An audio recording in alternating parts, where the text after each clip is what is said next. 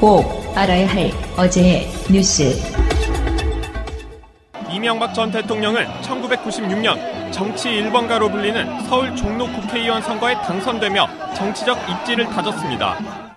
이후 2002년 서울시장 당선으로 대선 후보로 주목받았습니다. 그런데 이 전 대통령이 치른 이 선거들에 다스 직원들이 십수명 동원됐다는 복수의 증언이 나왔습니다. 꽤 많이 올라갔어. 한 14명 이상 올라갔지 보다. 다스 회계 관계자도 당시 상황을 정확히 기억했습니다. 한 3, 4개월 가 있었을 거예요. 많이 고생했어요, 사실은. 영화에서 묵으자고요. 이명박 전 대통령은 2007년 한 월간지와의 인터뷰에서 딱 한 명 다스 직원이 와 있었다고 밝혔습니다. 하지만 선거에 동원된 직원들의 급여는 다스에서 나갔습니다. 올라가가지고 정산하고 한 건 전부 다 회사에서 정산 다 해줬으니까. 다스가 이명박 전 대통령의 사적 비용을 지급한 건 선거 때뿐만이 아니라는 얘기도 나왔습니다. A씨는 이명박 비서였던 강모 씨에게 회사가 급여를 지급했다고 말했습니다. 다스가 강 씨를 회사 직원으로 채용한 뒤 파견을 보내는 식으로 꾸몄다는 겁니다. 강 씨는 90년대 이명박 전 대통령의 비서였고 96년 총선 때 선거기획부장을 맡기도 했습니다. 이후 비서를 했던 박모 씨에게도 다스가 급여를 지급했다고 A씨는 밝혔습니다. 박근혜 전 대통령은 재임 기간 중 국정원으로부터 특수활동비 40억 원을 수수한 혐의를 받고 있습니다. 2013년 대통령 취임 이후 남재준 당시 국정원장으로부터 매달 5천만 원씩 상납받은 게 그 시작입니다.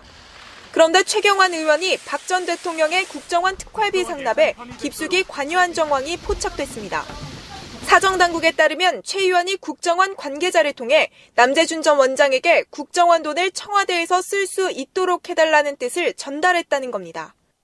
당시 최 의원은 새누리당 원내대표로 친박계 좌장으로 통했습니다. 검찰은 최 의원의 요구 이후 실제로 특활비 상납이 이뤄진 정황을 확인했습니다. 또 최 의원이 박 전 대통령의 특활비 상납에 왜 관여했는지, 박 전 대통령의 지시가 있었는지 등을 확인할 방침입니다. 최 의원 본인 역시 특활비 1억 원을 수수한 혐의를 받고 있습니다. 하지만 검찰 조사에서 이를 포함해 박 전 대통령 특활비 상납에 관여한 혐의까지 모두 부인한 것으로 전해졌습니다. 한편 법무부는 법원으로부터 최 의원에 대한 체포 동의 요구서를 접수받았으며 조만간 국회에 제출할 것으로 보입니다. 국민의당 안철수 대표가 나타나자 시위가 시작됩니다. 전북에서 연 최고위원 회의에 참석하려다 시위대와 마주친 겁니다. 안 대표는 호남에 머문 사흘 동안 바른정당과의 통합에 반대하는 당원들로부터 비판을 받았습니다. 이를 의식한 안 대표는 박지원 의원에게 계란을 던진 지지자에 대해 유감을 표시했습니다. 저를 지지한다고 하시는 분께서 하신 행동이라고 하기엔 정말 어울리지 않는다는 말씀드립니다. 어리석은 행동입니다. 통합파의 자제를 촉구하면서 반대파를 설득해 통합의 속도를 내겠다는 겁니다. 하지만 계란을 맞은 뒤 차분한 모습을 보였던 박 의원도 오늘 다시 통합 논의 중단을 촉구했습니다. 물러가야 되는 것 아니냐 하는 의견도 나오지만은 통합을 지금 논의하지 않겠다고 얘기한 약속을 지키면 되는 거예요. 이런 가운데 계란을 던진 안 대표의 지지자가 김대중 노무현 전 대통령을 비하하는 사진을 올렸었다는 주장까지 제기되면서 당내 감정 싸움은 갈수록 뜨거워지고 있습니다.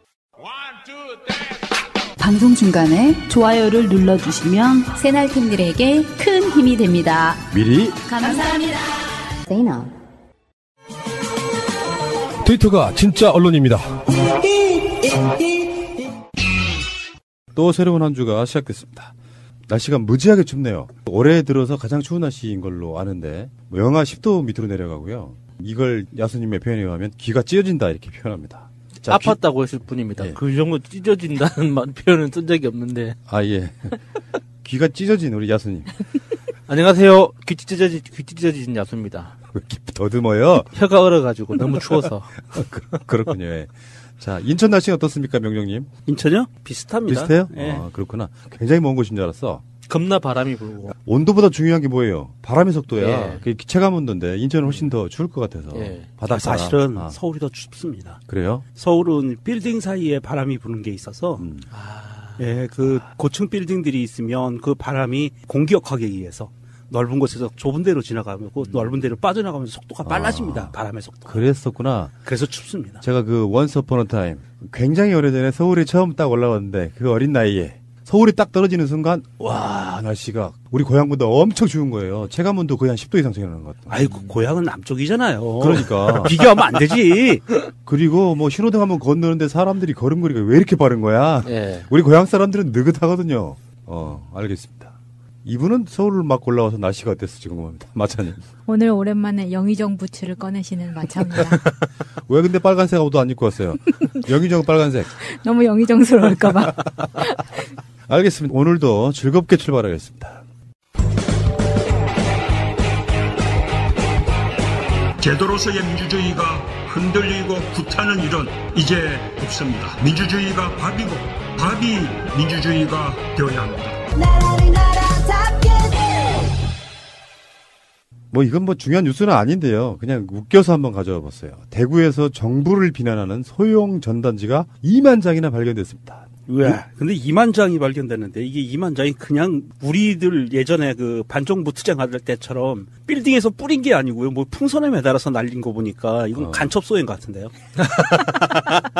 자, 이 전단지에 뭐라고 쓰여 있는지 한번 봅시다. 대한민국 정보 최고 책임자 국정원장 4명 구속. 전직 청와대 안보실장 2명 구속. 종북 좌파 정권에 의해 대한민국은 무장 해제되고 있다. 이걸 일단 누가 뿌렸을 거라고 생각하세요? 간첩. 1번 간첩. 북에서 무인기로 날려가지고. 무인기로. 좋다 이거. 그렇게 하잖아. 북한의 무인기 기술은 세계 최고잖아요. 예. 그리고 딱 뿌리고 다시 돌아갔죠, 무인기는. 돌아가고 기름이 한 반 정도 남아. 예. 그것도 자동항법 장치로. 예. 또 다른 의견 누가 뿌렸을까요? 박사모. 박사모? 이 돈의 출처를 조사를 해봐야 됩니다. 그 많은 돈은 어디서 났을까? 2만 장이라고 하면 장당 10원씩만 쳐도 별로 큰 돈은 아니에요. 뭔 말이야 지금 방금 계산했지 말하면서. 아니 장당 10원 쳐도 20만 원인데 뭐 그 정도 이제 나의 사랑하는 조국을 위해서 그 정도 투자를 할 수 있는 거죠. 저는 제일 궁금한 게 그 헬륨가스에 풍선에 헬륨가스 채워가지고 띄워서 이렇게 했다잖아요. 그 기술이 있을 거예요. 요거 원천 기술이 있고 예. 해본 놈들이 해. 예. 그래서 대북 풍선 날리기. 그러니까요. 안 해본 사람은 못 하거든요. 아하. 그래서 저는 그걸 한 번도 안 해봐서 헬륨가스도 한번 써보는 것도 궁금하고 헬륨가스 그 마시면은 목소리 이상해지잖아요. 맞아요. 예, 그러니까 그런 것도 한번 해보고 싶고 풍선도 한번 띄워보고 싶고 헬륨 풍선 크기에 따라서 그 전단지를 몇 장까지 이렇게 붙일 수 있는지 우리는 한 번도 경험이 없어서. 근데 이전에는 건물 옥상에 올라가서 전단지 이렇게 뿌리다가 잡혀간 적이 있었잖아요. 이하 작가. 네, 이하 작가. 건조물 침입죄. 네, 그 침입죄 이런 걸로. 그래서 그걸 아니까 이런 방법을 쓰지 않았을까. 이거는 그 쓰레기 무단 투기 이런 거죠. 예전에 무한도전에서요. 헬륨가스 풍선을 몇 개를 해야 사람을 띄울 수 있나? 예, 이거 테스트 해본 적 실험했었어요. 있어. 무한도전 빠구나. 예, 봤어요. 그때 몇 개쯤 했던 걸로 기억해요? 겁나 많이. 제 기억이 한 2,000개가 넘었던 걸로 기억하는데 예, 풍선에다 헬륨값을 넣어서 2,000개 정도가 되면 사람이 겨우 떠요. 아 그래요? 사람이 그렇게 무거워요? 그러니까. 근데 이 내용을 한번 우리가 들여다봐야 되는데 국정원장은 4명 구속됐고 전직 청와대 안보실장은 2명 구속됐다. 종북 좌파 정권에 의해 대한민국은 무장해제되고 있다. 이게 논리적으로 틀린 말은요. 현직 국정원장이 4명 구속되고 4명도 아니겠지만 현직 국정원장이 구속되고 현직 안보실장이 구속된다면 이 말이 성립이 돼요. 진짜 중요한 국가안보에 있어서의 주요 조직이 지금 자리가 비었다 이런 건데 이 새끼들은 지금 뇌물 받아 처먹고 뇌물 주고 그리고 지키라는 나라는 안 지키고 일반 국민들 뒷조사 나가고 자빠졌고 이런 놈들이 지금 불법을 저질렀는데 대한민국이 무장해제되는 것과 무슨 상관이 있습니까? 아까 제가 누가 그랬을까요? 한번 물어보는 그 부분은 저는 선거 조직이라고 봅니다. 예를 들어서요. 선거가 얼마 안 남았잖아요. 그 선거 조직들이 최소한 TK만큼 먹어야겠다라고 생각하는 놈들이 했을 가능성이 100%. 사건의 가장 기본적인 범인은 가장 이득을 볼 놈, 보고 싶어하는 놈. 그런데 그 시골이나 지방 도시에서는 그 어르신들이 실제로 정말 겁을 낸다고 하시더라고요. 전쟁 날까봐. 북한이 미사일 그 실험할 때마다 이 정말 전쟁 나는 거 아니냐고 그 주변 젊은이들한테 그렇게 걱정 어린 목소리로 물어본다고 하시더라고요. 이분들한테 팟캐스트를 듣게 해야 되는 게 왜 이 사람들이 잡혀 들어갔는지에 대한 이야기는 없어. 왜 이 사람들이 수사를 받고 구속됐는지에 대한 이야기는 없어. 국정원장이나 안보실장 했던 사람들 구속하면 대한민국이 무장해제 된다고? 얘네들이 대한민국을 무장해제 시켰어요. 어디 투입돼야 될 요원들을 갖다가 지들 정권 유지에 써먹었잖아. 근데 저는 참 궁금한 게 이 사람들의 그 인식 수준이 궁금한 게요. 이게 보통 이렇게 전단지를 날리는 걸 보고 우리는 삐라라고 그러잖아요. 그 말이 생각이 안 났어요. 풍선에 담아서 날아온 삐라. 저는 풍선 전단지라고만 계속 생각했는데 이거 뭔가 삐라. 전문 용어가 있었는데 싶어가지고 이 삐라를 사람들이 보는 순간 대한민국 국민들은요. 주구장창 60몇 년 거의 70년 가까이 세뇌당한 게 있어요. 삐라는 북한 애들이 보내는 거예요. 그러면 이거를 대구에서 이거를 뿌렸다는 거는요. 대구 사람들 보고 이게 삐라라고 대구 사람들이 삐라라고 의심할 정황이 굉장히 높아지거든요. 그러면 우리나라 사람들은 삐라 하면 딱 갖고 있는 거부감이 있어요. 저거 거짓말이야. 근데 얘네들이 이거 삐라 형식으로 뿌렸다는 거는 자충수를 둔 거 아닌가 싶어요. 근데 이거는 이 폰트가 너무 한국스러워요. 그러기도 하고 일단요 색깔이 파란색이잖아요. 북한에서 했다는 것을 이야기하게 되면 이게 논리적으로 꼬여버려. 정북 좌파 정권이라고 하는데 북한이 그걸 썼을 리가 없잖아. 빨간색으로 안 하고 일부러 파란색을 쓴 게 아닌가 이런 생각이 들고요. 폰트도 노동당 폰트가 아니죠. 예, 이게 원래 그 빨간색 배경이 하얀색 공석체로 해야지 원래 좀 북한 느낌이 나는데 이건 너무 한국스러워서 이제. 그리고 대구 수성구는 서울의 강남에 맞아요. 비교되잖아요. 보통 대구 중에서도 가장 보수적이고 잘 사는 동네. 네, 수성구만 발견된 건 아니고요. 중구, 서구 등에서 발견됐다 그러니까 그걸 다 합쳐서 주워봤더니 2만 장 정도 되더라. 이렇게 된 건데요. 와, 이거 선거용이에요. 돈이 많이 안 들은 티가 나는 게 이게 사이즈가 A4 용지 3분의 1 사이즈거든요. 그러니까 2만 장이라면 기본 한 년 인쇄한 것도 안 들어간 거예요. 소량 인쇄. 요거를 지금 3등분 한 거지, 이렇게. 그렇죠. 3등분 한 거거든요. 싸게 했네. 싸게 한 거예요, 이거. A4로 7,000장 계산하면 돼요. 이런 거 하실 때는 갤러리 기프트. 그렇지. 자, 잠시 후에 다시 오겠습니다. 자, 임종석 비서실장이 대통령 특사 자격으로 중동을 방문했어요. 어저께 김민석, 김현 두 분 방송할 때 이 뉴스가 속보로 떴어요. 헐? 대통령 비서실장이 왜 특사로 가냐? 갈 사람 많을 텐데. 처음에는 이해가 안 됐는데 나중에 이제 자세한 청와대 발표나 기사를 보니까 이해가 되더라고요. 저는 결정적으로 2박 4일 일정으로 간다는 그걸 보고 진심이구나. 근데 이게 싶었어요. 이제 음모론 하나 섞자면은 임종석 비서실장을 죽이기 위한 음모. 최근에 봤어요? 임 실장 그 얼굴? 와, 진짜 상했더라. 진짜 임플란트 하는 뭐 이런 게 있다는 이야기도 들은 이제 거. 임종석 실장 그 부모님들이 보면 정말 마음 아플 것 같아서. 왜? 보통 우리들 나이에 저도 이제 경무로 시달려가지고 막 아파본 적이 있는 사람인데 너무 일을 오랫동안 잠만 못 자고 하면은 일단 간에 무리가 와서 얼굴이 까매져요. 임종석 실장 얼굴 보면 얼굴이 까매요. 청와대 막 들어갈 때보다 최소한 3도 정도 얼굴이 어두워. 전문 용어 나온다. 3도. 밝기. 근데 특사로 가는 이유가 이런 거지. 어떤 특정한 거물급 정치인을 보내기에는 조금 뭔가 좀 결이 다르고 문재인 대통령의 뜻을 가장 다른 설명 없이 전달하기에 딱 좋은 사람.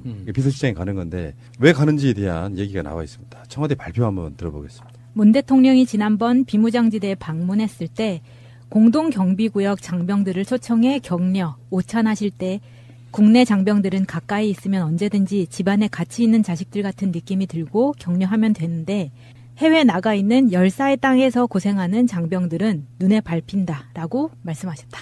국군 장병들을 격려하고 그래서 이제 아랍에미레이트에 있는 아크 부대, 레바논에 있는 아크 부대 방문하고요. 그리고 모하메드 아랍에미레이트 연합국 왕세 제 11일 날은 미셸 아운 레바논 대통령을 예방한다. 뭐 가는 김에 그 대통령의 친서 같은 것도 좀 전달하고 와 이런 거 같아요. 거기까지 갔는데 아무도 안 보고 오면 그것도 결례죠. 그러니까 우리나라에 있는 군인들이 지금 다른 나라에 파견 나가 있는 군인들이 있는 거예요. 이 사람들을 위로하기 위해서 거물급 정치인이 가는 것도 좀 웃기잖아요. 그래서 임 실장이 갔다 와. 근데 어제 그 이야기가 생각나요. 임종석 실장을 잠깐 쉬라고 보낸 거 아닐까요? 했더니 그 김현 대변인이 하는 말이 갔다 오는데 얼마나 힘든데요. 그렇지. 생각해보면 훨씬 힘든 일이죠. 2박 4일이요. 2박 4일. 그런데 제가 보기에는 그게 맞는 것 같아요. 임종석 실장한테 휴가를 좀 준 것 같아요. 휴가치고는 너무 잔인해. 잔인한 게 아니고요. 국내에 있으면 청와대에서 이건 1년 365일 경무에 시달릴 수밖에 없는 시스템이잖아요. 현재 우리나라 시스템이. 네. 그런데 일단 현업에서 일단 손을 놓고 나가면 비행기 시간 때문에 빡세다 그러는 거잖아요. 비행기 시간 빡세다 그래도 비행기에서 자요.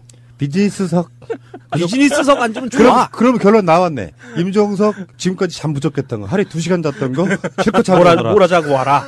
그 대신 가서 이게 열사의 땅이라고는 표현을 했지만 우리가 두바이 이런 데 가면 굉장한 관광지잖아요. 그러니까 따뜻한 데 가서 며칠 동안 가는 김에 물론 이제 그 쉬라고 보낸 건 아니고 임무를 줬지만 임무를 다 하고 남는 시간에 좀 쉬고 와라. 2박 4일 동안 그것도 너무 강한 건 아니에요. 쉬는 것까지 포함하면. 근데 이게 시차 때문에 2박 4일이 된 거라서 오고 가는 동안에는 좀 잠을 그래도 잘 수는 있을 것 같아요. 예. For a minute. 청와대가요. 여러분들 이렇게 말씀하실까봐 특별히 다른 의미 부여하지 마라. 있는 그대로다. 이렇게 이야기했어요. 그 맞네 휴가. 네. 뭐 그럴 수 있지. 그러니까 뭐 경무 시달리고 이런 것보다 올며 가면 잠 좀 자라. 그렇죠. 얼굴이 너무 까매졌다. 잠 좀 자고 맛있는 것도 좀 먹고 가서 장병들도 위로 좀 해주고 격려 좀 해주고 가는 길에 또 그냥 오면은 섭섭하다고 가니까 가서 왕세제도 만나고 왕도 아련하고 이렇게 하고 와라. 피로해 보이기는 이너피스 참 좋은데. 지금 PPL이 2개나 나갔어요? 저기는 좀 안 먹었으면 좋겠어요. 낙타고기. 낙타유. 이것도. 파병 나가 있는 군인들 입장에서는 감동이겠네요. 저희 사촌 동생이 이라크 파병 나갔었거든요. 그러면 정말 온 집안 식구들이 파병 나가 있는 뉴스만 나오면 정말 아무것도 순간 모든 걸 멈추고 뉴스만 그러겠죠. 봐요. 근데 이렇게 비서실장급 정도 되는 사람이 가면은 정말 가족들한테 큰 위로가 되는 거죠. 알겠습니다. 새가 날아든다는 여러분들의 하트를 먹고 삽니다. 잊지 않으셨죠?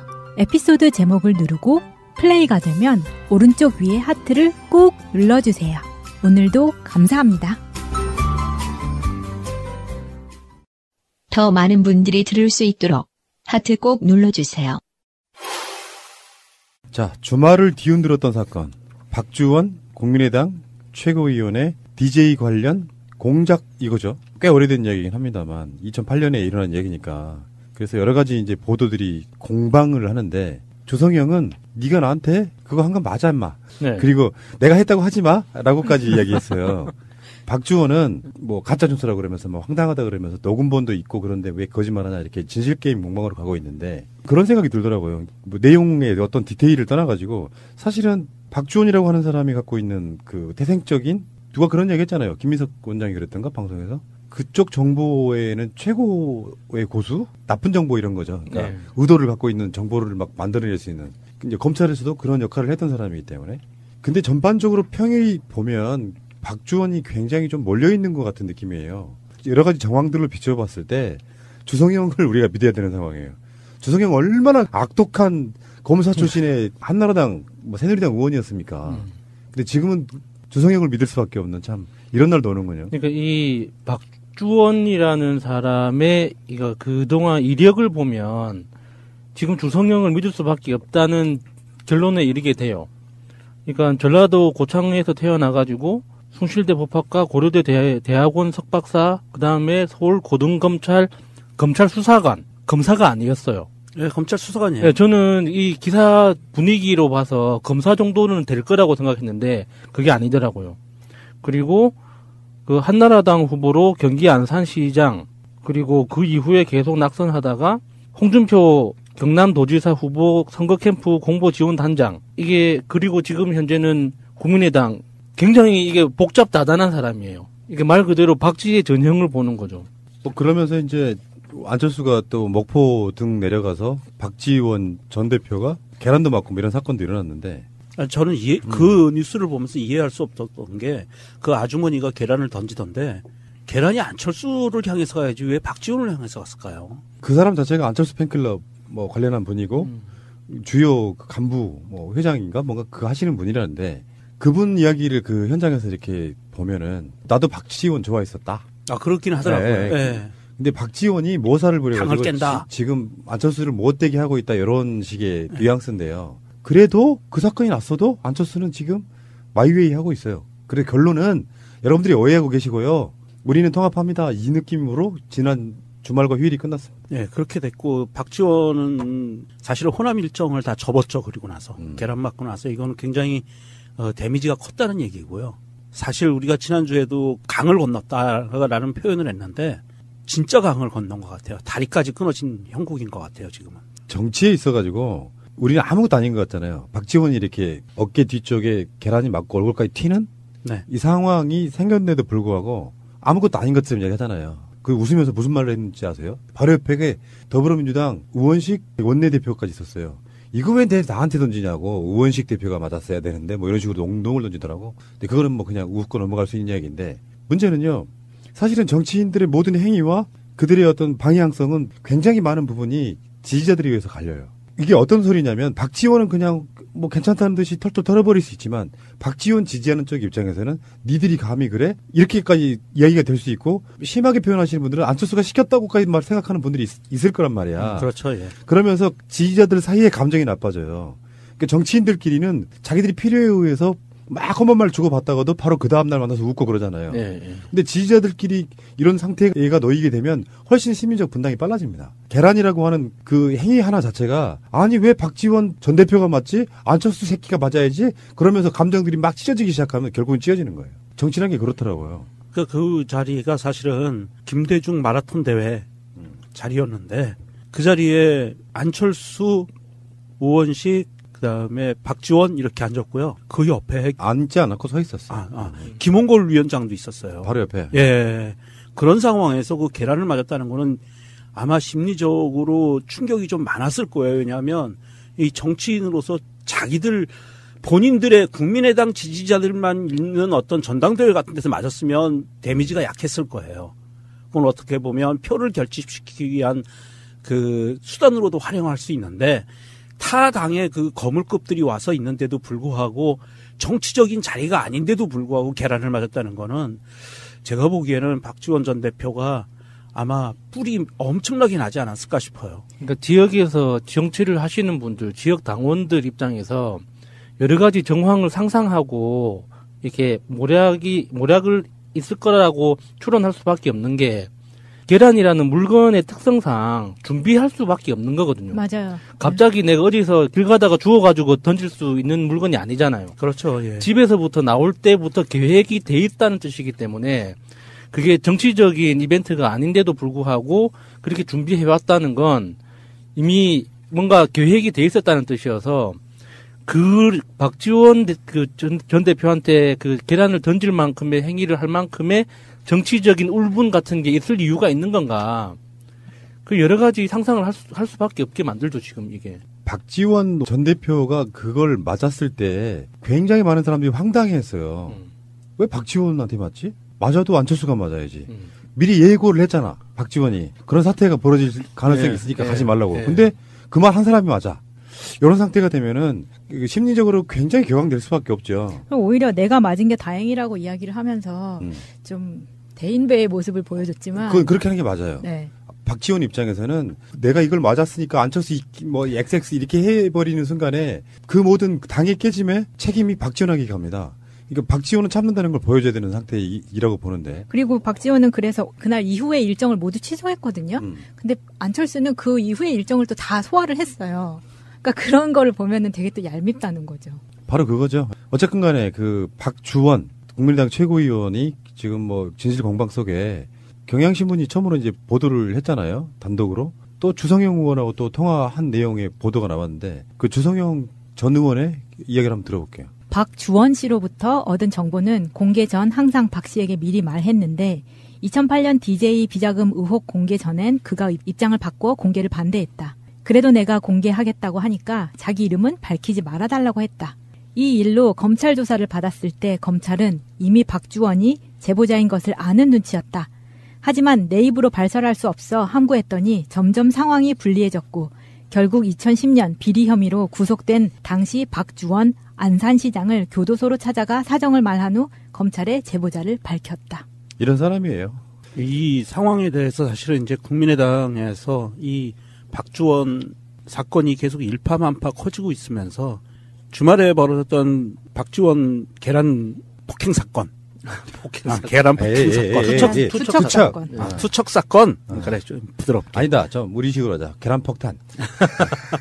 계란 폭탄 사건에 이어서 지금 국민의당이 박주원으로 인한 후폭풍에 시달리고 있어요. 사실 국민의당에서 지금 나오고 있는 얘기들이 비상대책협의회 구성, 대국민 사과 이런 지금 당내에서 이런 발언들이 나오고 있어요. 국민의당 그 최경환 의원이 그 라디오에 출연해가지고 그런 이야기를 합니다. 그래서 이 당이 지금 이렇게 깨질 위험성이 있기 때문에 비대위를 만들고 당에서 공식적으로 안철수 대표가 대국민 사과를 해야 된다라는 뉘앙스의 이야기를 해요.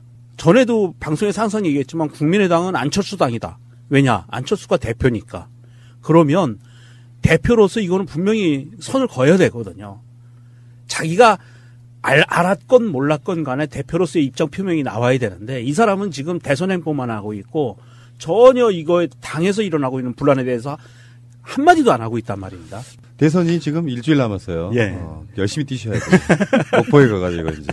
그러니까 그게 그렇게 되는 거라고 생각해요. 사건은 일어날 수 있어요. 계란마저 얼마나 아프겠습니까?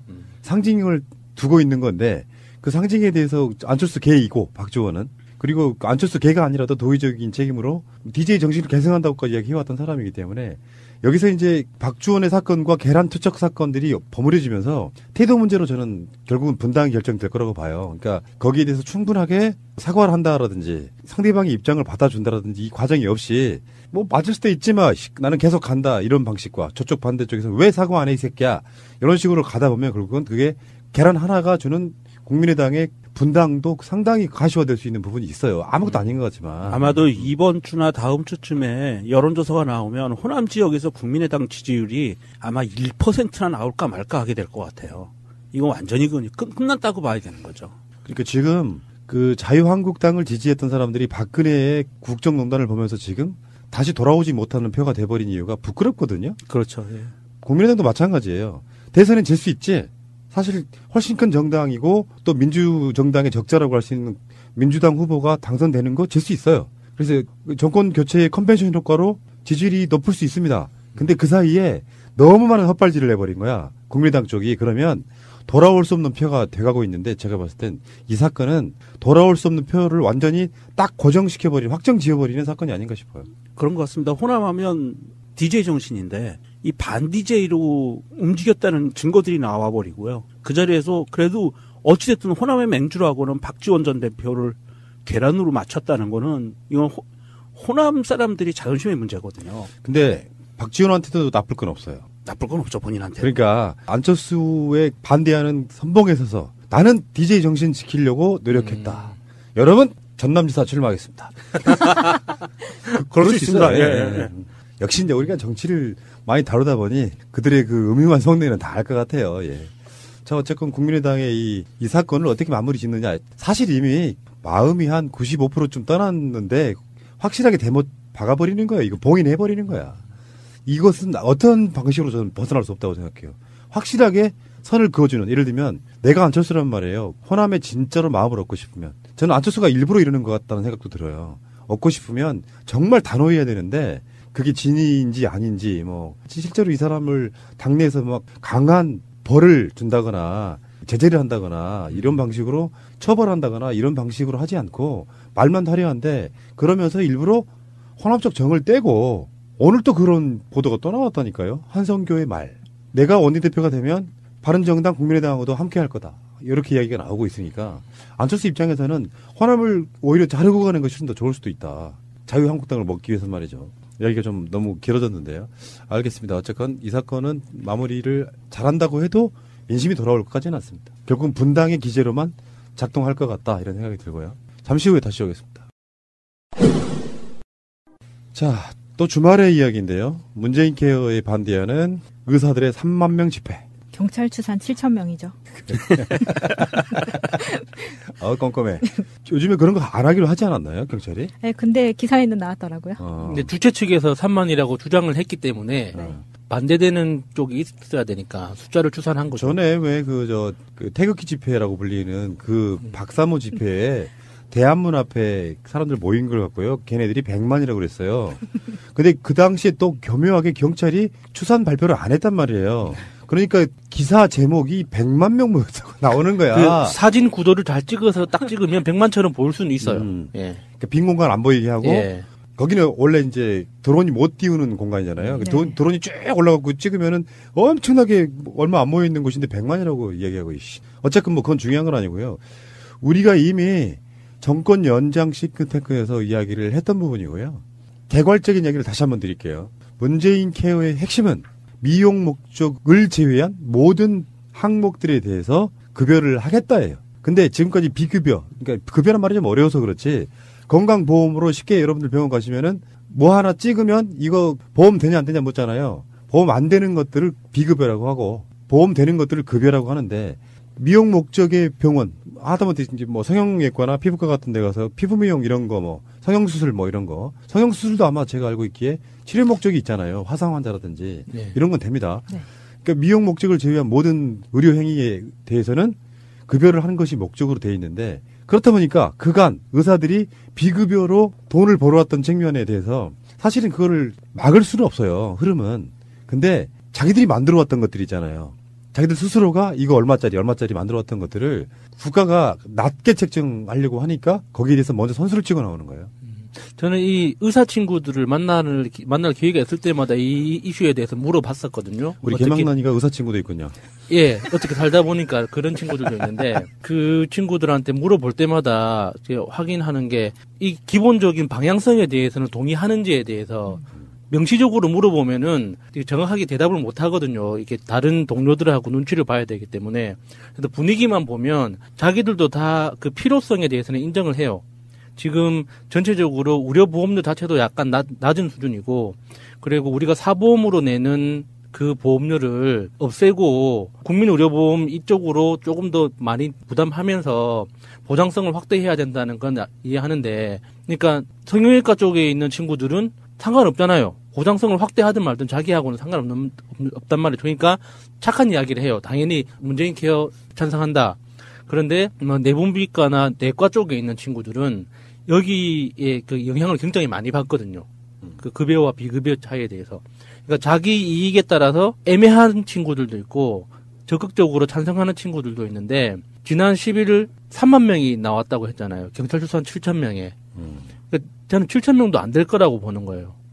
그 의사라는 직업군 자체가 경제적으로 약자도 아니고 그 정치적인 의사표시를 위해서 나오는 것도 아니고 단순히 자기 밥그릇 지키려고 나왔는데 그 사람들이 그 수천 명씩이나 나왔을까 싶은 거죠. 저도 그 기사에 찍힌 사진 속에 집회에 나온 사람들이 진짜 의사들인지가 굉장히 궁금하더라고요. 지금 우리가 생활 속에서 만나는 약사들이나 의사들한테 물어봐도 다 각기 의견이 다 달라요. 그날 집회에 나온 사람들이 저도 의심이 되는 게 이 양반들이 와서 그 시위 도중에 아침 이슬을 불러요.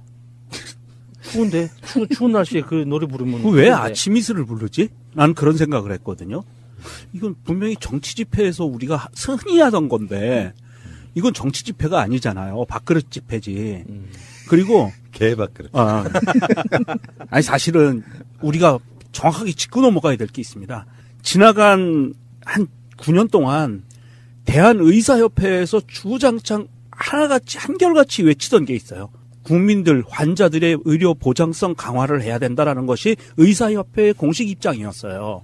의사협회는 국민들의 의료보험 보장성을 확대해서 이 보장을 해줘야 된다라는 게 기본 입장이었어요. 의사협회. 그런데 지금 여기서 이야기하고 있는 이 사람들이 집회에 나왔던 사람들은 누구냐 하면 대한의사협회 국민건강수호 비상대책위원회라는 거를 임시기구를 만들었어요. 막 만들어내. 막 만들어요. 그리고 위원회 대장이 박사모라면서요. 네, 최대집이라고요. 의사 맞더라고요.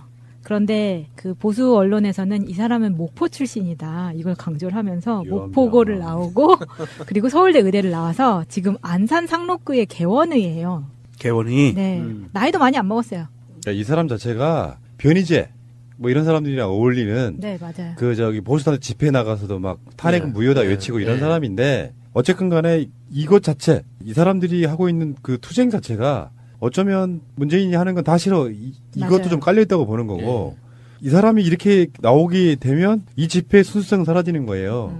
평상시 때도 의료랑 상관없는 것도 문재인 싫어, 문재인 반대, 박근혜 탄핵은 잘못돼서라고 말하는 사람이 여기에 투쟁위원장으로 돼 있다면 일단 오염됐고요. 네. 받아들일 수 없는 거고, 문제는 지금 우리가 직접 부담하는 의료비 비율이 우리나라 건강보험이 잘 돼 있다고 해도 36.8%입니다. OECD 평균의 1.9배 이 정도거든요. 그러니까 멕시코에 이어서 두 번째 수준 높은 수준이라는 거야. 건강보험은 잘 돼 있는 편이지만 아직도 멀었다라는 측면에서 대표적인 게 그거 아니에요. MRI는 지금까지 급여가 안 됐었단 말이죠. 근데 이 사람들이 정말로 모르는 게 있어요. 정권 연장 싱크탱크를 들어봤다면 여러분들이 들어봤는지 안 들어봤는지 테스트를 한번 해볼까요? 그 의사분들이 뭐라고 그랬을까요? 우리 나오시는 두 분 의사분들이.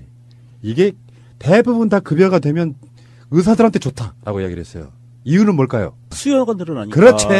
내 돈 생으로 들어가니까 안 하려고 했던 것들이 굉장히 많은 사람들이 환자로 온다는 거예요. 그러면 그거를 의료보험공단으로부터 그 지급을 받기 때문에 사실은 박리담의 형태로 가게 되는 거예요. 그거에 의사한테 결코 그렇게 크게 손해보는 거 아닙니다. 그러니까 그들의 수익은 그렇게 줄어들거나 그러지 않는다. 네. 문제는 이런 의사들을 현혹해가지고 이런 최대집 같은 사람들이 투쟁하고 있어서 의사들도 제가 그런 얘기 아까 드리려고 그랬거든.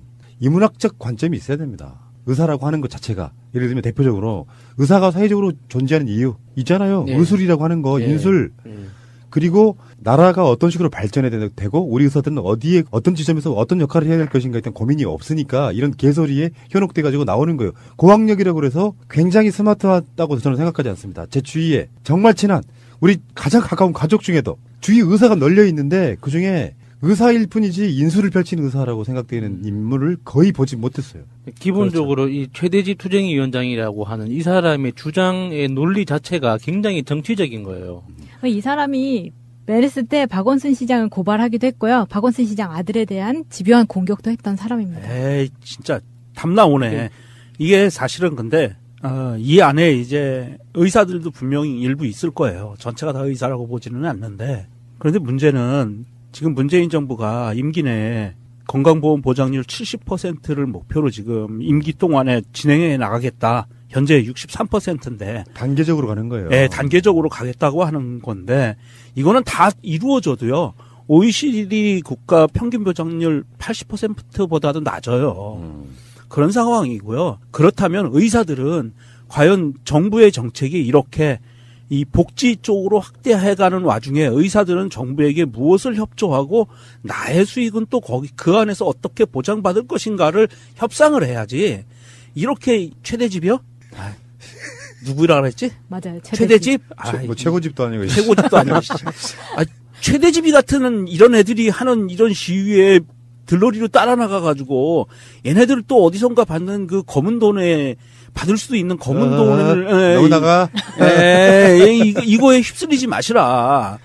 좀 의사들이면 그래도 대한민국을 이끌어가는 상위 그룹들이잖아요. 소도 그룹이나 학력 그룹이나 그런 사람들이 상위 그룹이면 상위 그룹답게 노블리스 오블리제를 실천하지는 못할 망정 이렇게 추운 날씨에 최대집 같은 인간들한테 휘둘려서 길거리에 나가는 건 옳지 않다. 그러니까 제가 초반에 말씀드린 것처럼 이 의사들이 이 집회에 나온 이유가 있다는 거예요. 어차피 뭐 수가라든지 이런 걸 정해야 된단 말이에요. 그러니까 지금까지는 비급여 항목은 아예 기준이 없었잖아. 그러니까 그거를 높여달라는 시위를 하는 거예요. 이거 반대하는 이유가 원천적으로는 속에 그게 숨어 있다라고 보시면 돼요. 그러니까 자기들의 이익을 위해서.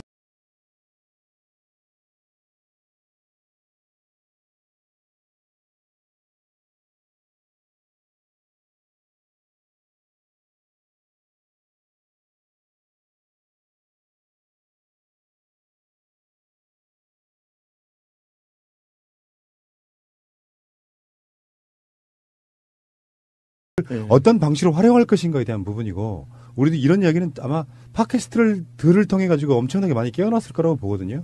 그들이 지금 막 흑자를 남길 필요가 없는 데다가 흑자 남기면서 막 그 돈을 딴 데 쏟아붓고 있잖아요.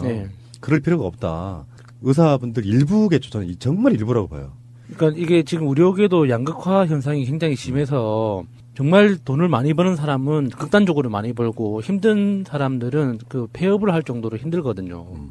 그래서 이게 지금 이 사람들의 모습이 의료계 전체를 대변한다고 보기는 어려운 거예요. 거기 중간에도 그 중간값은 항상 있는 거기 때문에 어려워진 이유가 있는 거거든요. 사람들이 이렇게 지금 우리나라 그 의료 시스템의 특징, 허점 때문에 그 대형 병원으로만 몰리고 하는 이런 현상들도 그 한몫하고 있는 건데, 이 보장성이 확대되고 수가가 어느 정도 그 조정이 된다면 사실 그 1, 2, 3차 이렇게 체계적인 의료 전달 시스템이 조금 더 그 국가 차원에서 정비를 할 수 있단 말이죠. 이런 식으로 그 일부의 목소리나 어떤 그 자기들 밥그릇 문제 때문에 이 정책 자체를 부정하는 식으로 나오면 사실 큰 방향에서 국민적 공분을 사게 되는 거죠. 그 집회에서 했던 말들이 속에 숨어 있는 게 있는데요. 처음에는 이렇게 말해요. 비급여 항목을 급여 항목으로 전환할 경우 건강보험 재정이 부실해져서 국민보험료 인상이 불가피하다면서 국민들한테 당신네들 보험료 올라요 이렇게 하면 이렇게 일단 선동 한번 해놓고요. 속마음은 뒤가 있어요. 의사들은 현재도 경영적 생존을 위해 비급여 항목을 채택하고 시술할 수밖에 없는 상황이다.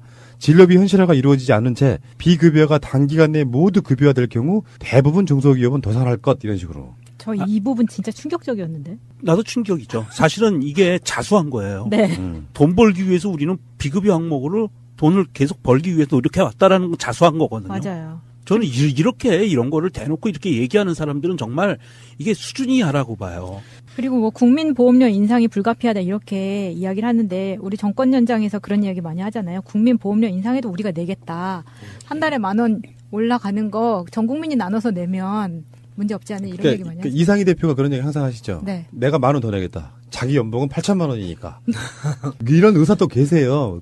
더 내고 싶다. 왜 그러냐면 이분들 주장하는 게 건강보험 하나로 해요. 지금도 건강보험 막 찢어 있잖아요. 예. 직장 뭐 일반 국민 지역 이렇게. 이걸 다 하나로 해가지고 예전에 기억들 나십니까? 문재인 대통령 18대 때 나왔을 때 100만 원만 내면 연간 100만 원 상한선으로 그 모든 것들을 다 건강보험이 해주는 방식. 그게 맞아요. 그 취지가 그렇습니다. 돈이 없어서 정말 수술비나 이런 돈 많이 들어가는 것을 치료받지 못하는 사람들이 다 받을 수 있게 하자 이런 거예요. 그러니까 그런 측면에서 음모론이라고 욕할 테지만 의심이 드는 거예요. 보험회사가 여기 개입되지 않았는가에 대해서. 당연히. 문재인 대통령이 취임하면서 제일 먼저 의심했던 게 그 부분이거든요. 보험회사들이 과연 가만히 있을까? 알겠습니다. 어쨌건 순수하지 않은 집회봤습니다. 그중에 의사는 한 1,000명쯤 됐을까요? 정말 궁금하고요.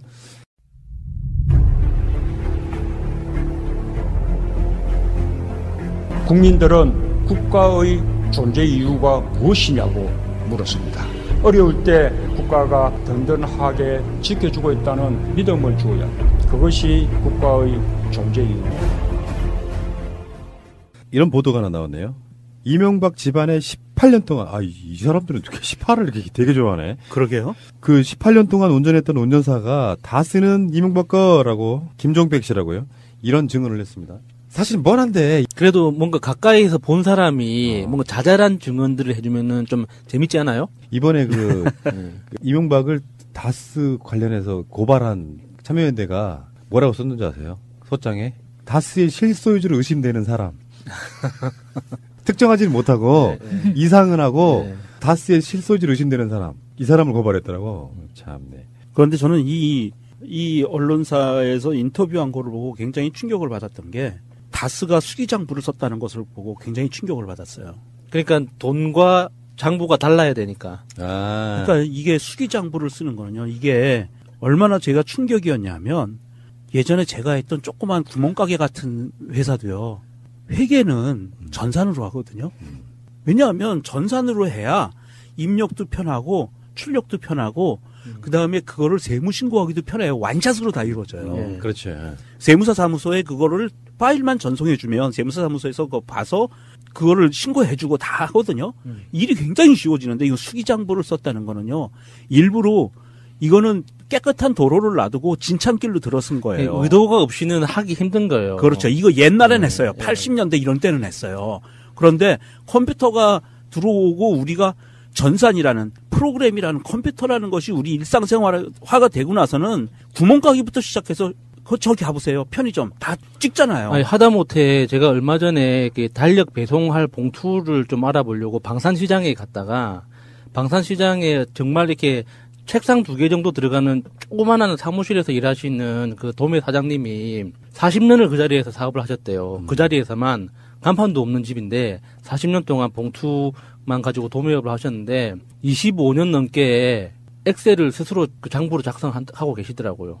그럼요. 그게 정상이에요. 98년도 버전 있잖아요. 네. 그걸로. 근데 이 보도에 의하면은 이명박이 경주에 자주 왔다고 그러고요. 다스가 사실은 이명박이 서울시장하고 대통령 할 때 급속 성장한 것도 맞거든요. 네. 이명박이 다스에 오면 조용히 둘러보고 갔다고 하고 자기가 직접 모신 사람이기 때문에 여기에 대해서는 너무나 잘 알고 기억을 하고 있는 것이고요. 그러니까 그 타이밍이 있죠. 이명박이 서울시장으로 있던 그 기간 동안 현대자동차 그룹의 서울 본사 사옥 증축 허가건을 해결해줘서 그 타이밍과 다스가 급격히 성장했던 그 타이밍이 딱 들어맞고 현대자동차 수주를 예. 받죠. 그리고 이명박이 대선 후보로 나서서 대통령 당선된 그 기간 동안 또 다시 한번 또 크게 성장하는데 그때 또 타이밍이 또 절묘하게 맞아떨어지는 거죠. 아 정말 껌껌한 새끼. 정말. 이런 아빠가 있으면 참 좋겠어요. 우리 할아버지였다면 얼마나 좋았을까. 이 사람 이야기가 그거예요. 나는 다스가 이명박 거라고 본다. 100% 확신한다. 아니 1000% 1000% 확신한다. 입사한 지 2달 만에 알았다잖아요. 예. 사실 이 사람만 그런 게 아니라 전 국민이 다 알고 있어요. 이명박이만 몰라. 맞아요. 이게 내 건가? 자, 재밌는 이야기였고요. 다스의 감사 비서팀이 청와대에 BBK 관련 보고하는 것도 본 적이 있다고 그러고요. 그리고 신학수 감사라고 하는 사람이 이 땡땡 감사와 함께 청와대 민정수석실에 다스 담당자랑 이야기하는 것도 봤답니다. 민정수석실에 다스 담당자가 있어. 아, 우리 문재인 대통령도 뭐 그런 담당자 하나 만들었으면 좋겠는데. 그 주진우 기자가 물어봤다잖아요. 그 다스 담당자냐고. 그러니까는 그 사람이 아니요, 저는 BBK 담당자인데요. 이랬다잖아. 아, 문재인 대통령 하나 만들어야 된다니까. 네. 뭘 할까 하실까? 양산에 있는 집 처마 관리팀 뭐 이런 거. 그리고 이제 최근 나오는 게 조사 시작된 게 정호영 특검. 사실 이 다스에 있어서 가장 중요한 건 120억 비자금이고, 그리고 그 돈을 찾기 위해서 막 자기 권력이 동원된 의심을 받고 자기 변호사를 막 예래 영사에 임명하고, 그리고 특검은 곰탕 한 그릇 먹여서 그냥 돌려보내고 소리 돌려보내고 여딴 식으로 이렇게 나라가 운영됐다고 생각하니까 정말 이것도 어쨌건 가장 먼저 이명박을 처벌할 수 있는 방법 다스입니다. 그게 코앞인 것 같고요. 제가 MB 아바타입니까? 아니면 아니라고 본인이 해명하십시오. BBK라는 수자 자문회사를 설립을 하고. 여러분 이거 다 거짓말하는 걸 아시죠?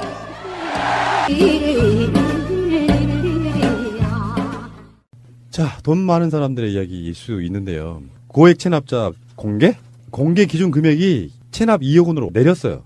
그래서 2억 원 이상 안 낸 사람들은 무조건 공개하게 돼 있습니다. 일단 이런 보도를 좀 알아야 될 것 같아요.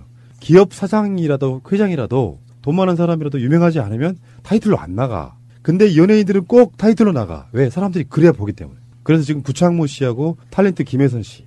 좀 억울한 측면이 있을 것 같아요. 그 유명세를 타면 이거는 치러야 될 대가고요. 이거는 세금을 안 냈으면 범죄를 저질렀기 때문에 이거는 공개돼도 할 말이 없어요. 네. 그렇긴 한데 김혜선 씨 같은 경우에는 전 남편 관련일걸요. 짜증나지. 결혼 잘해야 된다. 1위가 누구냐면은 유지양 전 효자건설 회장. 아마 이렇게 전자가 붙어 있는 거 보면은 아마도 자기 아들한테 물려주는, 그리고 이제 뒷선에 올라가 있지 않을까. 아니면 망했던가. 정확히 모르겠고요. 유지양 전 효자건설 회장이 447억. 명지학원이 148억. 그 유병훈 회장 일가도 115억 세금을 안 냈고요. 그래서 지금 총 체납액이 11조 4천억이에요. 야, 11조 상상이 안 됩니다, 진짜.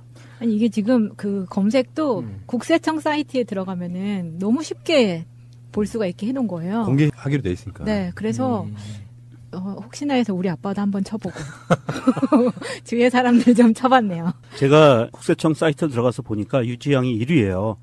연령 56세에서 전 효자건설 대표이사, 그리고 446만 8,700만 원이거든요.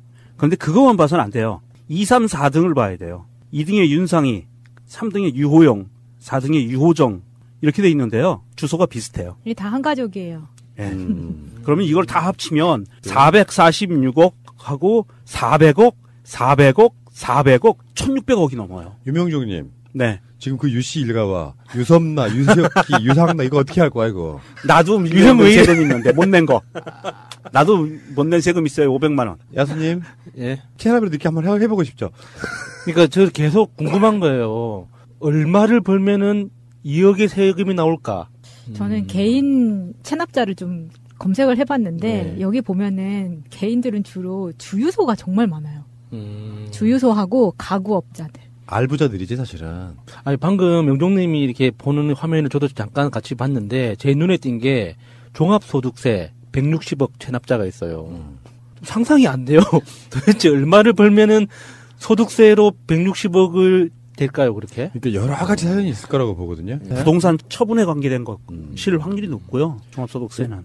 올해 1년 이상 체납액이 3억에서 2억으로 줄어든 거예요. 그러니까 2억 이상을 공개하게 된 거고 작년까지는 3억 이상을 공개하게 된 건데 근데 이게 공개를 하니까 사실은 성실 납세가 좀 많아져서 작년에는 13조였고요. 올해는 11조가 된 거다. 뭐 이런 측면이 있고 사연은 여러 가지가 있겠죠. 근데 상습적으로 고액 체납하는 경우는 이 사람들은 무조건 내야 돼요. 그러니까 돈이 없어서 못 내는 경우도 있을 거고 여러 가지 이유가 있겠지. 근데 이거는 감면되고 이러는 게 아니잖아요. 요거는 끝까지 따라가는 상황. 국세는 무서운 거죠, 진짜. 근데 괘씸한 건 있으면서 안 내는 사람들이기 때문에 이거 이제 조사하러 나가면 오늘 뉴스에도 나왔죠. 소파 뜯어보면 막 현찰 나오고 막 이런다 그러잖아요. 금고 안 열어주고 버티다가 막 열어보니까 몇 억씩 들어있고. 그러니까 3월 달에 일단 이거 명단 공개합니다. 6개월 정도 시간 드릴게요. 내세요 했어요. 근데 그게 안 낸 사람들이 공개된 거고요. 왜 이제 지금 그 파리 부동산 대책 이후에 집 2채 이상 되신 분들 세금 많이 먹일 거예요. 내년 4월부터. 그 사이에 뭔가 처분이 돼야 되는 뭐 이런 거라고 보시면 되고. 솔직히 말씀드려가지고 저도 이런 식의 세금 한번 내보고 싶어요. 다른 건 몰라도 우리나라에 돈 좀 있다는 사람들 많아요, 생각보다. 부동산 부자, 주유소 부자, 아까 말한 것처럼 우리는 막 재벌들만 생각하지만 수도 없이 많은 부자들이 있어. 이 사람들이 한 번쯤, 아니, 최소한 50% 이상의 사람들이 나 세금 이만큼 냈어, 이것들아. 나 애국자야. 그런 문화가 만들어져야 된다고. 그러니까 세금 많이 내면 뭔가 좀 뭐 증패라고 합니까? 집 앞에 뭔가 팻말 같은 거 달아주는 그렇죠. 거죠. 애국자의 집. 사실 그 성실납세자라고 해서 대우해주는 제도가 있어요. 그래서 성실납세자는 주차비도 감면받고요. 공공주차장. 그 딱지를 줘요. 그러면 주차비 감면되지. 성실납세자가 어디 대출 받으러 가면 대출도 우선해서 해주지. 여러 가지 혜택이 있어요. 그 몰고 다니는 차량에다가 뒤에다가 금딱지로 우수 납세인 뭐 해가지고 고속도로 무조건 하이패스 뭐 이렇게 해주고 007 살인 매너처럼 이렇게 딱 보여주면 무조건 패스하고 막 그런 거 좋겠네요. 그러니까 지금 그 11조 정도가 고액 체납자들이고 일반인들도 뭐 세금 못 내고 있는 분들 있을 거예요. 그 세금하고 그리고 지금 이명박이가 해놨던 부자 감세 이런 것들만 해도 굉장히 많은 재정이 확보가 되는 측면이 있는데 많이들 내시기 바래요. 세금이라는 게 국세청이 내는 세금이라는 게 먹은 게 있으니까 내라고 하는 거거든요. 아무것도 없는데 너 세금 이만큼 내 이렇게 이야기하지는 않는 거거든요. 세금 잘 냅시다. 애국자 됩시다. 나도 애국자가 되고 싶습니다. 저도요. 밀린 거나 빨리 내야지. 근데 구창모 씨는 지금 저번에 그런 얘기 있지 않았어요? 무슨 투자 관련해가지고 구창모 씨 보도가 한번 최근에 나온 적이 있거든요. 아, 그래요? 거기다 또 투자를 했었나? 양도소득세가 3억 8천만 원 밀렸다 그러고 김혜선 씨는 지금 4억 7천만 원 밀렸다 그러는데 불과 우리 얼마 전에 그 영인아에서 구창모 희날이 나갔구만. 그땐 좋았는데. 실망시키세요, 들 좀. 뭔가 이유가 있겠지. 근데 체납 세금 중에 가장 마음 아픈 게 그 부가가치세잖아요. 영세 자영업자분들 사업하다 보면 부가가치세를 내려고 준비를 해놨다가 어쩔 수 없이 너무 급전이 필요해서 한번 쓰기 시작하면 그게 또 희한하게 그게 또 마련이 안 돼요.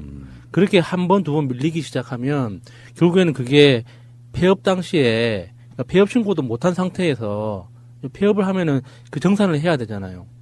그러니까 그렇게 부가가치세가 밀려있는 것도 국세에 포함되기 때문에 고액은 아닌데 이게 평생 따라다니거든요. 정말 마음 아픈 거죠. 맞습니다. 근데요, 여러분들은 방송 들으시는 많은 분들이 이제 애국자 시민분들일 거 아니에요. 이분들이 돈 벌 수 있는 기회가 있습니다. 체납 세금 징수에 도움을 준 신고자는 최대 20억 원의 포상금을 받을 수 있습니다. 오. 어떻게 하냐고요, 마차님? 체납자 은닉 재산 신고는 국세청 홈페이지나 지방국세청 은닉재산신고센터, 세무서 운영지원과 국세상담센터, 국번 없이 126 등으로 하실 수 있습니다. 20억. 이 포상금은 체납자의 은닉재산 신고를 통한 현금 징수액에 따라서 5에서 15% 지급률을 곱해서 자동 지급한다. 그러면 20억 줄 때 여기도 세금 떼고주겠죠? 포상금도 세금을 그것도 떼고주나? 22%인가 떼고주지 않아요? 지긋지긋한 세금. 야, 이거 제세금과금 400억짜리 신고하면은 그러면 20억 받는 거예요, 최대. 이야, 대단한데? 국가의 가장 기본이요. 인구겠죠. 인구가 많아서 좋아지는 이유는 세금 낼 대상자가 많기 때문이고요.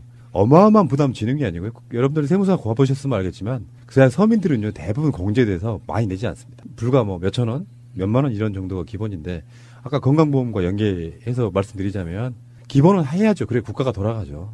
돈 많은 사람들이 흔히 말해서 이제 고소득층이라고 하는 사람들이 이렇게 세금을 안 내면 되겠습니까? 이더라고요. 이분들한테 팟캐스트를 듣게 해야 되는 게 왜 이 사람들이 잡혀 들어갔는지에 대한 이야기는 없어. 왜 이 사람들이 수사를 받고 구속됐는지에 대한 이야기는 없어. 국정원장이나 안보실장 했던 사람들 구속하면 대한민국이 무장해제 된다고? 얘네들이 대한민국을 무장해제 시켰어요. 어디 투입돼야 될 요원들을 갖다가 지들 정권 유지에 써먹었잖아.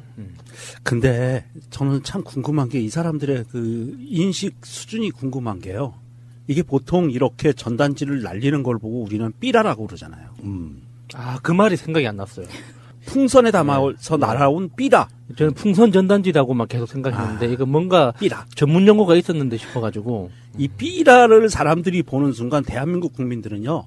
주구장창 60몇 년 거의 70년 가까이 세뇌당한 게 있어요. 삐라는 북한 애들이 보내는 거예요. 그러면 이거를 대구에서 이거를 뿌렸다는 거는요. 대구 사람들 보고 이게 삐라라고 대구 사람들이 삐라라고 의심할 정황이 굉장히 높아지거든요. 그러면 우리나라 사람들은 삐라 하면 딱 갖고 있는 거부감이 있어요.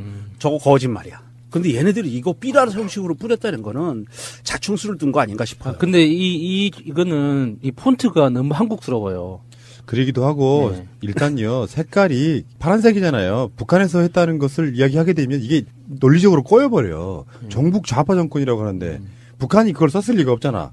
빨간색으로 안 하고 일부러 파란색을 쓴 게 아닌가 이런 생각이 들고요. 폰트도 노동당 폰트가 아니죠. 예, 이게 원래 그 빨간색 배경이 하얀색 공석체로 해야지 원래 좀 북한 느낌이 나는데 이건 너무 한국스러워서 이제. 그리고 대구 맞아요. 수성구는 서울의 강남에 맞아요. 비교되잖아요. 보통 대구 중에서도 가장 보수적이고 잘 사는 동네. 네, 수성구만 발견된 건 아니고요. 중구, 서구 등에서 발견됐다 그러니까 그걸 다 합쳐서 주워봤더니 2만 장 정도 되더라. 이렇게 된 건데요. 와, 이거 선거용이에요. 돈이 많이 안 들은 티가 나는 게 이게 사이즈가 A4 용지 3분의 1 사이즈거든요.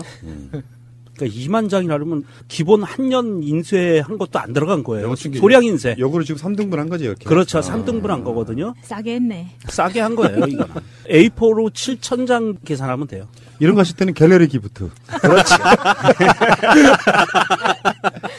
자, 잠시 후에 다시 오겠습니다.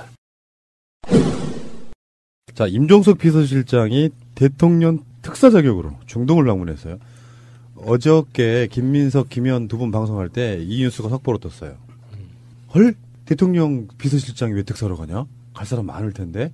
처음에는 이해가 안 됐는데 나중에 이제 자세한 청와대 발표나 기사를 보니까 이해가 되더라고요. 저는 결정적으로 2박 4일 일정으로 간다는 그걸 보고 아, 진심이구나. 근데 이게 싶었어요. 이제 음모를 하나 섞자면은 임종석 비서실장을 죽이기 위한 음모. 최근에 봤어요? 임 실장 그 얼굴? 와, 진짜 상했더라.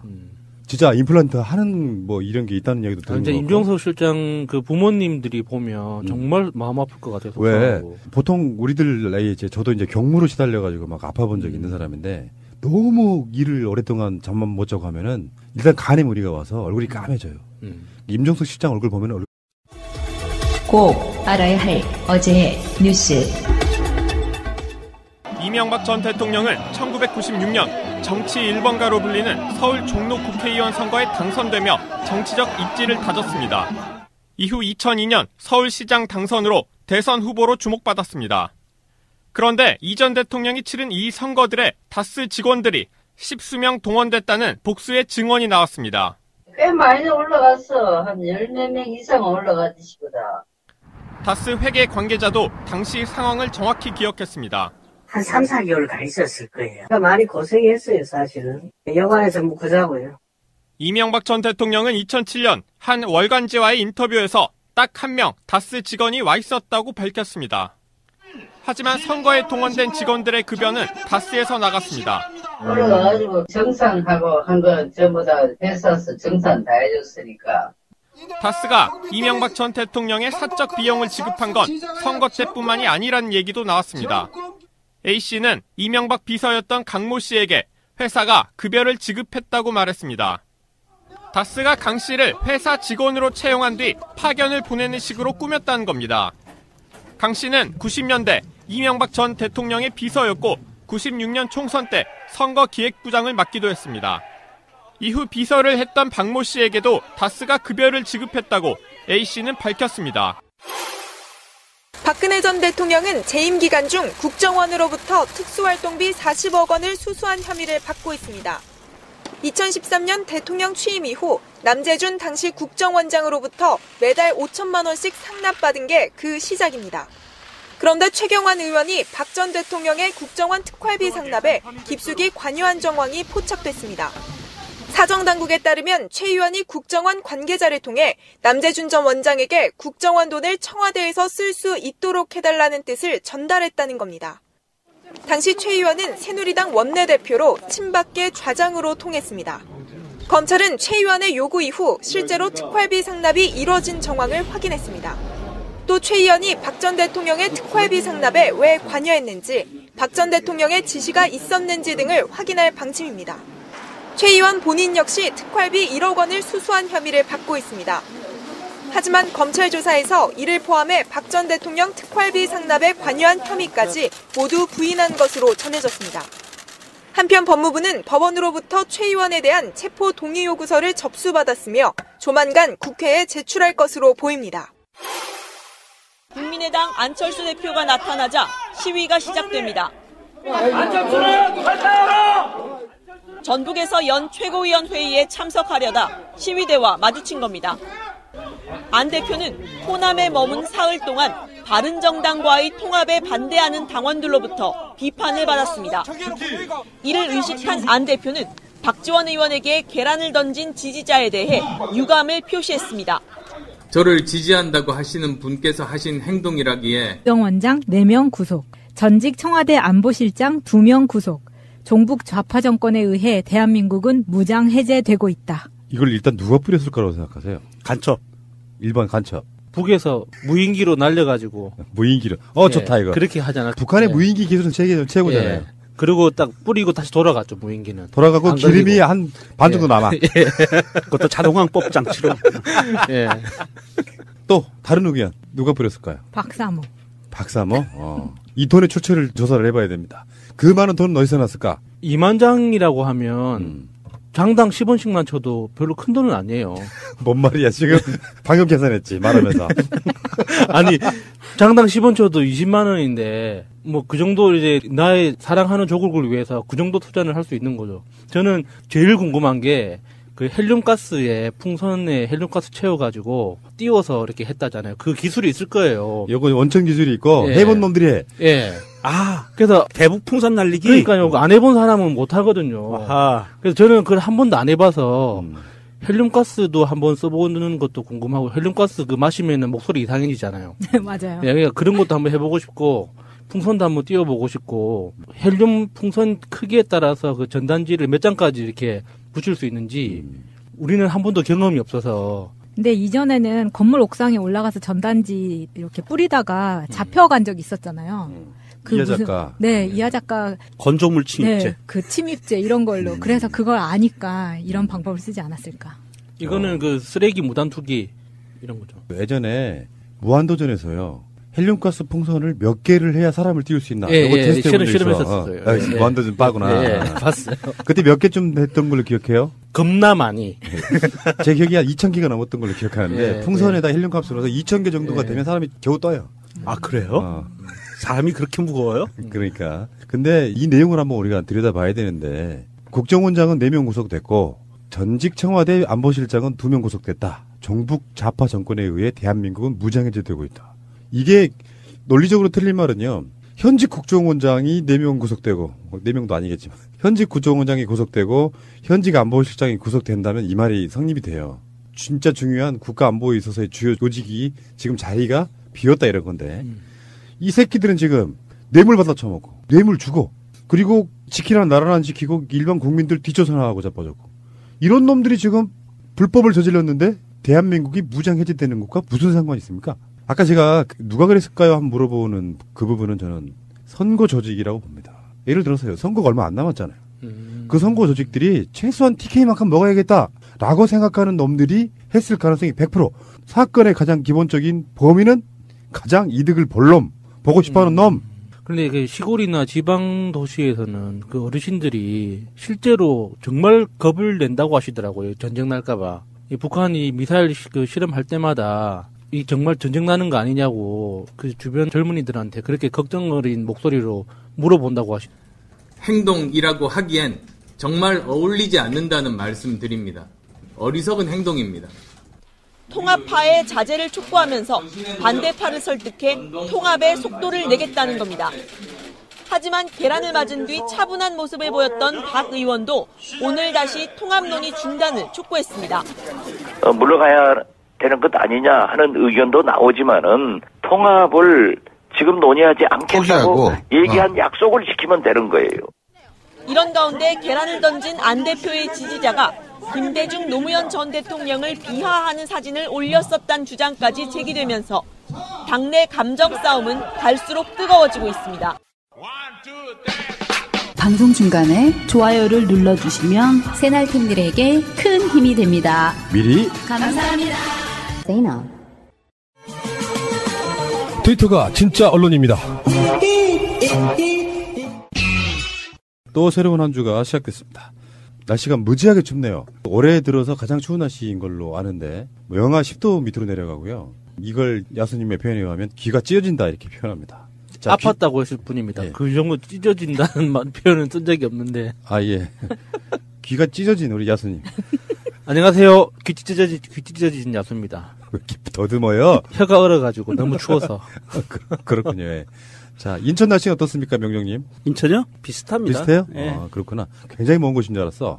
겁나 바람이 불고. 온도보다 중요한 게 뭐예요? 바람의 속도야. 예. 그게 체감 온도인데 인천은 훨씬 더 추울 것 같아서. 예. 바닷가. 사실은 서울이 더 춥습니다. 그래요? 서울은 빌딩 사이에 바람이 부는 게 있어서 예, 그 고층 빌딩들이 있으면 그 바람이 공기역학에 의해서 넓은 곳에서 좁은 데로 지나가면 그 넓은 데로 빠져나가면서 속도가 빨라집니다. 바람의 속도. 그랬었구나. 그래서 춥습니다. 제가 그 원스 어폰 어 타임 굉장히 오래전에 서울에 처음 딱 올라왔는데 그 어린 나이에 서울이 딱 떨어지는 순간 와 날씨가 우리 고향보다 엄청 추운 거예요. 체감온도 거의 한 10도 이상 차이 나는 것 같아요. 아이고 고향은 남쪽이잖아요. 그러니까 비교하면 안 되지.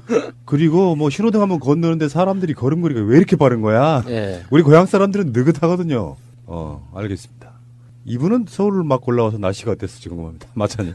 오늘 오랜만에 영의정 부츠를 꺼내시는 마차입니다. 왜 근데 빨간색 옷도 안 입고 왔어요? 영의정 빨간색. 너무 영의정스러울까봐. 알겠습니다. 오늘도 즐겁게 출발하겠습니다. 제도로서의 민주주의가 흔들리고 구타는 일은 이제 없습니다. 민주주의가 밥이고 밥이 민주주의가 되어야 합니다. 뭐 이건 뭐 중요한 뉴스는 아닌데요. 그냥 웃겨서 한번 가져와 봤어요. 대구에서 정부를 비난하는 소형 전단지가 2만 장이나 발견됐습니다. 왜? 근데 2만 장이 발견됐는데 이게 2만 장이 그냥 우리들 예전에 그 반정부 투쟁할 때처럼 빌딩에서 뿌린 게 아니고요. 뭐 풍선에 매달아서 날린 거 보니까 이건 간첩 소행 같은데요.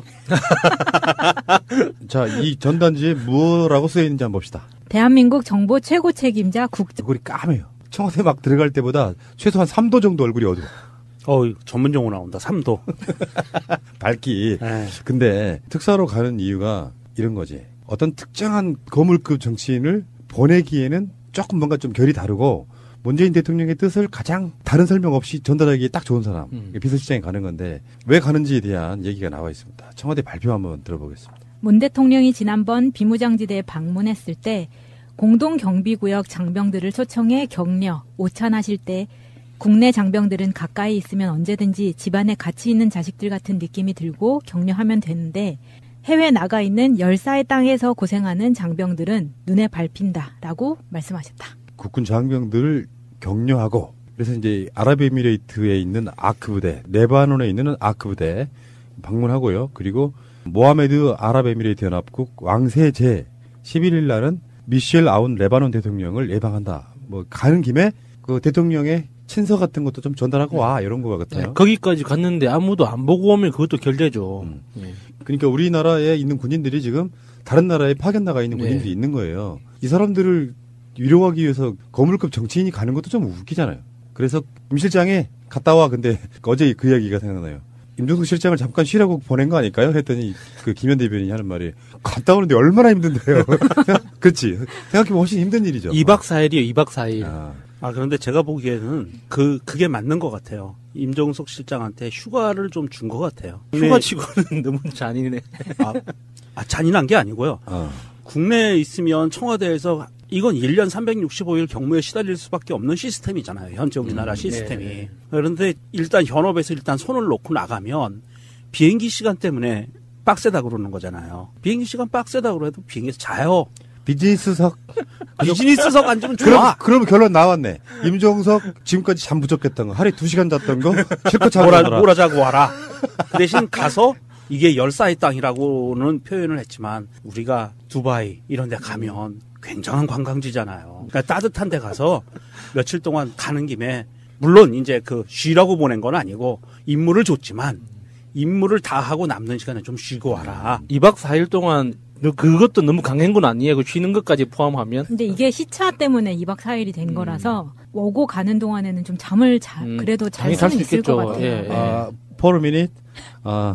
청와대가요. 여러분들 이렇게 말씀하실까봐 특별히 다른 의미 부여하지 마라. 있는 그대로다. 이렇게 이야기했어요. 그 맞네 휴가. 뭐 그럴 수 있지. 그러니까 뭐 경무 시달리고 이런 것보다 올며 가며 잠 좀 자라. 그렇죠. 얼굴이 너무 까매졌다. 잠 좀 자고 맛있는 것도 좀 먹고 가서 장병들도 위로 좀 해주고 격려 좀 해주고 가는 길에 또 그냥 오면은 섭섭하다고 가니까 가서 왕세제도 만나고 왕도 아련하고 이렇게 하고 와라. 피로해 보이기는 이너피스 참 좋은데. 지금 PPL이 2개나 나갔어요? 저기는 좀 안 먹었으면 좋겠어요. 낙타고기. 낙타유. 이것도. 파병 나가 있는 군인들 입장에서